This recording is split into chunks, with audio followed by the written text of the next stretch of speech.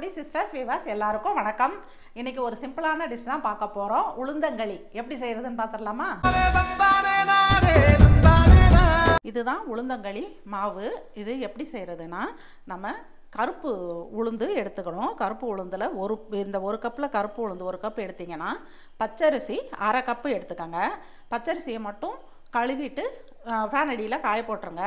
அந்த கருப்பு உளுந்தை நல்லா வாசம் வர்ற வரைக்கும், லைட்டாக கலர் மாறுற வரைக்கும் வறுத்து எடுத்துட்டு ஆற வச்சுட்டு ரெண்டையும் ஒன்றா சேர்த்து அரைச்சிருங்க. நீங்கள் உடனே செய்ய போகிறதுனா ஃபேன் அடியில் காய வைங்க. கொஞ்சம் குவான்டிட்டி அதிகமாக வச்சு நீங்கள் செய்ய போகிறீங்கன்னா 1 கிலோ கருப்பு உளுந்து எடுத்திங்கன்னா 1/2 கிலோ பச்சரிசி, கடை பச்சரிசி, ரேஷன் பச்சரிசி எதுனாலும் யூஸ் பண்ணலாம். அரிசியை மட்டும் நல்லா கழுவிட்டு வெயிலில் நல்லா காய வச்சுருங்க. இந்த உளுந்தை நம்ம சொல்கிற மாதிரி லைட்டாக நல்லா வாசம் வர்ற வரைக்கும், லைட்டாக கலர் மாறுற வரைக்கும் வறுத்துட்டு மிஷினில் கழிக்கின்னு சொன்னாவே அவங்க அரைச்சி கொடுத்துருவாங்க. அதே மாதிரி அரைச்சி எடுத்துக்கோங்க. நான் அப்படி அரைச்சி எடுத்த மாவு தான் இது. இந்த மெஷரிங் கப்பில் நான் 3/4 கப்பு நான் எடுத்திருக்கேன். இப்போ நம்ம அளவு மற்றது வெல்லமெல்லாம் சேர்த்துடலாம். இந்த 3/4 கப்பு மாவுக்கு நான் இந்த கப்பில் ஒரு 3/4 கப்பு வெல்லம், இந்த அளவு நான் வெல்லம் எடுத்திருக்கேன். நான் மண்டை வெல்லம் எடுத்திருக்கேன். கருப்பட்டி இருந்தாலும் ரொம்ப நல்லாயிருக்கும். இப்போது இதுக்கு 3 கப்பு தண்ணி, 3 கப்பு தண்ணி ஊற்றிட்டு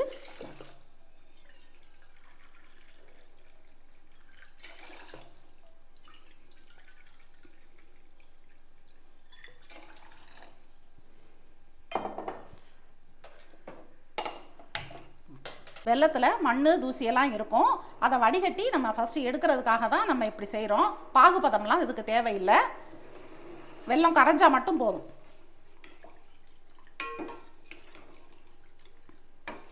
வெல்லம் நல்லா கரைஞ்சிருச்சு. இப்போ இதை நம்ம வடிகட்டிக்கலாம்.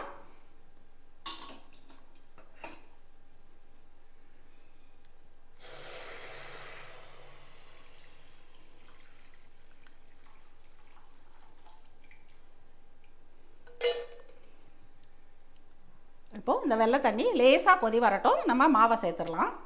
வெல்லம் கொதி வரப்போகுது. இப்போ அடுப்பை சிம்மில் வச்சுட்டு நம்ம மாவை சேர்த்துடலாம். கொஞ்சம் கரைச்சி விட்டுக்கிட்டே சேருங்க.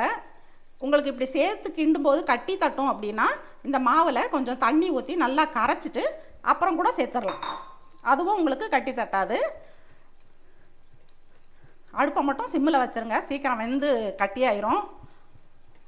இப்போ கைவிடாமல் கிளறிட்டே இருக்கணும். ஒரு 10 நிமிஷத்துக்கு பச்சை வாசனையெல்லாம் போய் நல்லா வேகணும்.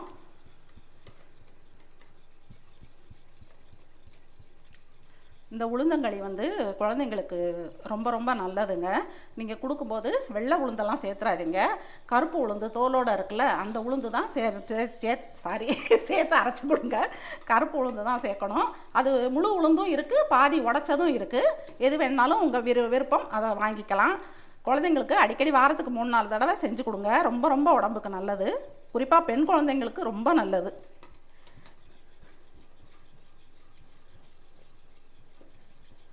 நல்லா கொதிச்சுட்ருக்கு பாருங்கள். இப்போது ஒரு 2 நிமிஷம் ஆயிருக்கு. இதில் நான் ஒரு ஸ்பூனுக்கு நான் நல்லெண்ணெய் ஊற்றுறேன். ஊற்றினா வாசமாக நல்லாயிருக்கும். சாப்பிடும்போதும் நல்லெண்ணெய் ஊற்றி தான் சாப்பிடணும், நல்லாயிருக்கும். இப்போ கிண்ட ஆரம்பிச்சிடலாம். இன்னும் ஒரு 5 நிமிஷம் வெந்தாவே போதும். ஒரு 10 நிமிஷத்தில் வெந்துடும். இப்போ பாருங்கள், மேலே சைனிங் வந்துருச்சு. இந்த அளவில் நம்ம ஆஃப் பண்ணிடலாம். இப்படி தான் இருக்கும். ஆறிடுச்சுன்னா கட்டி ஆயிரும். இப்போது ஆஃப் பண்ணிடலாம். உளுந்தங்களி ரெடி ஆயிடுச்சு. சூப்பரான சத்துள்ள உளுந்தங்களி ரெடி ஆயிடுச்சு. இப்படியேவும் குழந்தைங்களுக்கு கொடுக்கலாம், இல்லை நல்லெண்ணெய் தொட்டு உருண்டை பிடிச்சும் குழந்தைங்களுக்கு கொடுக்கலாம். ரொம்ப விருப்பப்பட்டு சாப்பிடுவாங்க. நீங்களும் உங்கள் வீட்டில் இதே மாதிரி ட்ரை பண்ணி பார்த்துட்டு எப்படி இருக்குன்னு சொல்லுங்கள். இந்த வீடியோ உங்களுக்கு பிடிச்சிருந்துச்சுன்னா லைக் பண்ணுங்கள், ஷேர் பண்ணுங்கள், சப்ஸ்கிரைப் பண்ணிவிட்டு பக்கத்தில் இருக்கிற பெல்லை கிளிக் பண்ணிடுங்க. பாய்.